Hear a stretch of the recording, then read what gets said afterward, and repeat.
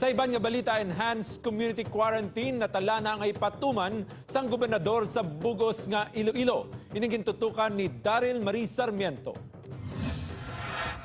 Nagabala isang executive order si Governor Arthur Defensor Jr. agad mapaidalam sa enhanced community quarantine ng probinsya. Paagi sini, istrikto na nga ipatuman ng home quarantine. Plano nga temporaryo untaton ang pagpatigayan sang scheduled market days sa mga banwa. Igapatuman ang flexible working schedule ilabi na sa nagahatag sang basic necessities. Although the markets will be open every day, ang gusto natin likawan ng scheduled market day nga tingog lang tawag na.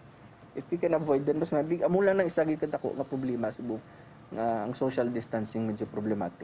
Subong nga hapon isa ka special session ang ginpatigayon sa sangguniang panalawigan agud ipasarang province-wide curfew kag iban pa nga mga kinahanglan himuon sa pagpatuman sang mando. May proposal kita nga curfew of 8 p.m. to 5 a.m. na amo na siya. Sa pihak sang ipatuman nga enhanced community quarantine, ginpasalig ni defensor ang publiko nga bastanteng supply sang pagkaon, goods kag mga bulong sa probinsya. Upod kay Hans Tisherto, Daryl Marie Sarmiento, One Western Visayas.